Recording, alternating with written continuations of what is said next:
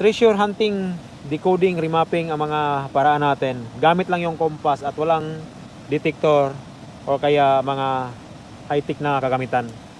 Paano to siya hanapin sa tunay na area? Itong klaseng tatak ng bato, medyo pino lang yung silsil, pero may pagkahawid dito sa area o lugar na binabasa. Isang bato na makintab na may isinulat dito sa ibabaw. Paano i-compare to actual site? Kita mo tong linya na to at ito, pwede rin natin i-compare ito kalsada or sapa o ilog. Itong dalawa na nakadikit. Kung ibase mo to ay road sign ang meaning nito. Pag dalawang linya na, road sign siya mga boss. Disclaimer, wag direkta ituon ang atensyon itong tinuturo na arrow. Jam na direkta sa harap. Di pwede. Yung iba nito nagdidikod, sinasabi pag may arrow, ilang inches to, binabase direkta sa harap. Kung ilang inches to, ganun din yung metro. Di pwede mga boss. Una, para magbigay ng confirmation sa'yo, dikitan mo siya ng compass to. Kung anong degree nito, anong deklara sa compass. Anong degree to at ito. Pagkatapos, ikalawa, compare mo to actual site. So mahabang tuwid na kalsada ito or sapa, tuwid. Pero kung titignan mo, pinong may mga kurba. Pero kung sa kalakihan mo siya tignan, tuwid na, direkta. Common tuwid. At isang short lang na linya na tuwid tapos may ganitong kurba sa gilid. So mahaba, isang mahaba at isang tuwid. So pwedeng ito dalawang road, kalsada, o pwedeng sa isa sa kanila nito ay sapa. Saka sa ikatatlo, itong prospect na deposito, mabilis mo lang siyang mahanap. Ito lang, yung mga dot dito.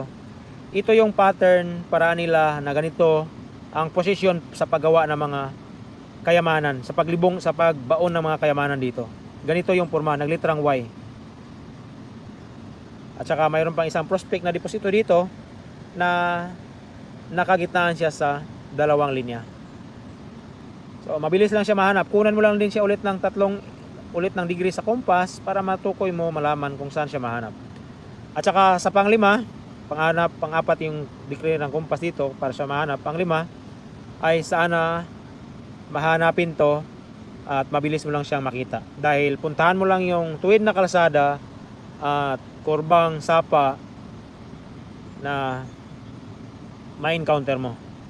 At dito banda sa papasok dito paloob ng sapa ang naglitrang Y na deposito at dito sa gitna niya sa kalsada ang isang deposito.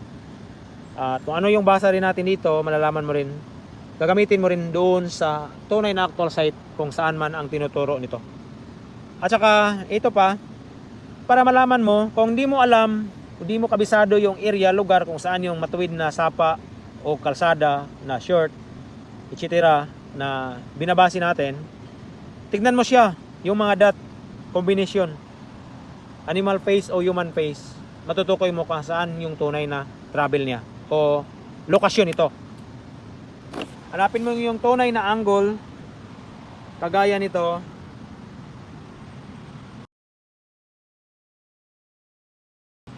Itong linya na to na sinasabi kong sapa o kalsada, gawin natin tong bibig. At itong dot na to na ni-prospect natin na deposito, gawin nating mata. At sa ibabaw na to pwedeng kilay na mahaba. Ito mo siya titingnan. Unahan. Kaya puntahan natin yung mahabang tuwid na kalsada at saka kanal na short. Hindi mahaba. Kung dito tayo nakaposisyon dito na parte, una natin may encounter ang mahabang kalsada. Ibig sabihin matanda ang kalsada. Kalsada dito ang tinutumbok kasi. Kung anong degree dito, ganun na din to actual. Ito siya. At ikalawang encounter natin, paglampas natin sa mahatuwid na kalsada, may kurba to pero di gaano siyang malalaking kurba. Tuwid na kalsada, paglampas natin dito, encounter natin yung kanal o sapa na matanda konektado sa Old Spring. Dito lang siya. Punta natin dito sa bandang northeast.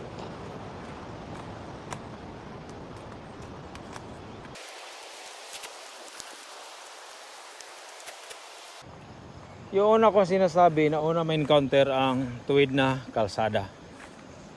So ito lang siya mga boss. Panahon pa ng hapon, ito na yung kalsada. Konektado ron sa highway. Ito na siya. At saka paglampas natin sa tuwid na kalsada, ito yung may encounter natin ang sapa.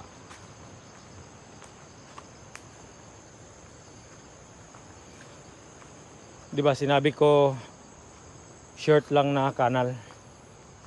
Ito lang siya mga boss. Mas mahaba yung tuwid na kalsada kaysa kanal. Ito lang siya yung kanal. Wala na dyan. Wala nang kanal dyan. Ito lang siya. Ayan. Tignan mo yung tubig na umagos. Galing yan sa spring. Matandang spring doon. Ito lang yung kanal. Diba? Ganyan ang pagbasa. So ngayon, yung mga dot kung saan at paano siya hanapin. Balikan mo yung bato. Kung kinunan mo siya ng degree to compass para may palatandaan ka. Hanapin mo lang kung anong shape ng kanal at saka shape tuwid ng kalsada. Kung mahanap mo yung landmark niya doon sa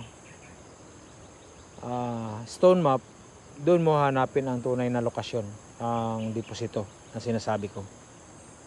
Pattern kasi yan.